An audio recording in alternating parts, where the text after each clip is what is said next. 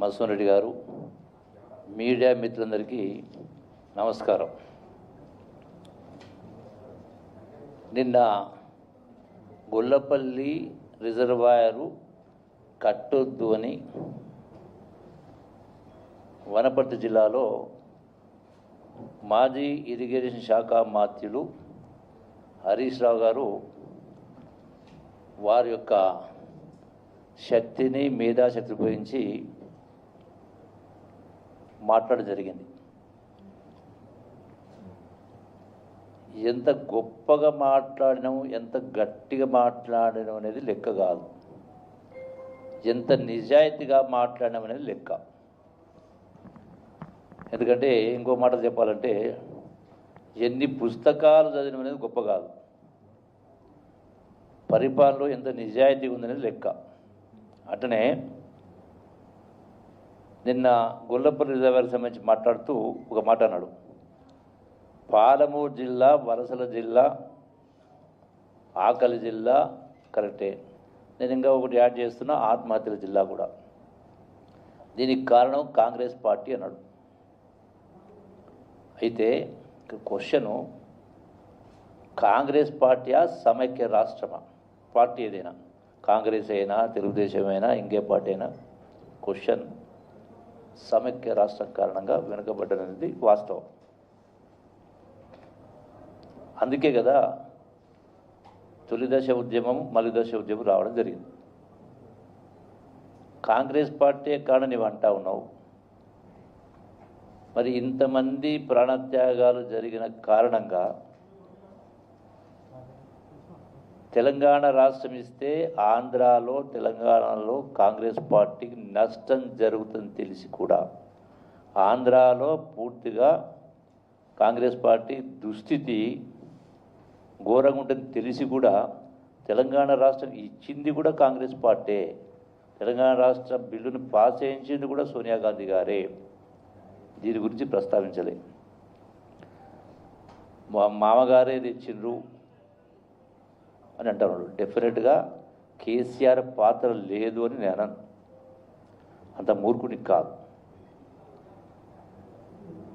అంతకంటే ఒకటి లెక్క. ఆ లెక్కకు వస్తే అంతకుముందు దేశంలో 3 కొత్త రాష్ట్రాలు ఏర్పడ్డప్పుడు అప్పుడు బీజేపీ పార్టీ ఇవ్వకపోవడానికి కారణం కూడా రాజకీయ కోణమే కదా. బీజేపీ తెలంగాణ ఇవ్వకపోవడం, ఇలా తెలంగాణ ఇచ్చిందంటే రాజకీయ కోణంగా నష్టం జరుగుతుందని తెలిసి కూడా ఇచ్చిందంటే సోనియా గాంధీ. తెలంగాణ రాష్ట్రం ఇచ్చినందుకే కదా కేసీఆర్ గారు ముఖ్యమంత్రి అయింది. తెలంగాణ ఉద్యమంలో లేడు నేను అన్నాను. మరి ధనిక రాష్ట్రం అప్పచెప్పడం జరిగింది. సరే, ఆ లెక్కకు తర్వాత వస్తా. అంటే ఆయన అన్నటువంటి కాంగ్రెస్ పార్టీ కారణం అన్నదానికి నేను జవాబు చెప్తా ఉన్నాను. రెండవది, ఈ యొక్క గొల్లపల్లి రిజర్వాయరు రైతుల కోసం, ప్రజల కోసం కాదు, కాసుల కోసం, కక్కుర్తి కోసం అని మాట్లాడాడు. అంటే మీరు కట్టిన ప్రాజెక్టులన్నీ కూడా కాసుల కోసం, కక్కుర్తి కోసమేనా? మీరు కట్టిన రిజర్వాయర్స్ లేవా? ఇలా కాళేశ్వరంలో సుమారుగా 60-70 కాదు 150 టీఎంసీ, కాళేశ్వరంలో 170 సుమారుగా, I think subject correction, reservoir కట్టిండ్రు. అట్లాగే పాలమూరు అయినా, అంతకుముందు కూడా కాంగ్రెస్ పార్టీ కూడా నాగార్జున సార్ కట్టిన, శ్రీశైలం కట్టిన, పోచపాడు కట్టిన, బాక్రానంగల్ కట్టిన, ఎన్నో ఉన్నాయి. ఇవన్నీ కూడా కాసుల కోసమేనా? రెండవ పాయింట్, ఎందుకు మీరు గొల్లపల్లి వరకు కట్టొద్దంటున్నారు? క్వశ్చన్, అసలు దీనికి జీవో ఇచ్చింది ఎందుకు ఇవ్వాల్సి? గత బీఆర్ఎస్ పార్టీ జీవో ఇచ్చింది. ఏమని ఇచ్చింది జీవో? ఎందుకోసం ఇచ్చింది? కల్వకుర్తి లిఫ్ట్ ఇరిగేషన్ ప్రాజెక్టు మొదటగా ప్రారంభమైంది 2,50,000 ఎకరాలు. దాన్ని ఎన్హాన్స్ పెంచుతూ పోయి అలా 4,50,000 ఎకరాలకు కల్వకుర్తి లిఫ్ట్ ప్రాజెక్టు. ఈ కల్వకుర్తి లిఫ్ట్ ప్రాజెక్టులో ఉన్న నీళ్ళు ఎన్ని, ఉన్న రిజర్వాయర్స్ ఎన్ని? మొత్తం తిప్పి కొడితే కూడా లెస్ దాన్ 4 టీఎంసీ, అంటే 3.75 టీఎంసీ. 4,50,000 ఎకరాలకు నీళ్ళు ఎంత కావాలి? 45 టీఎంసీ. 45 టీఎంసీలు కావాలి.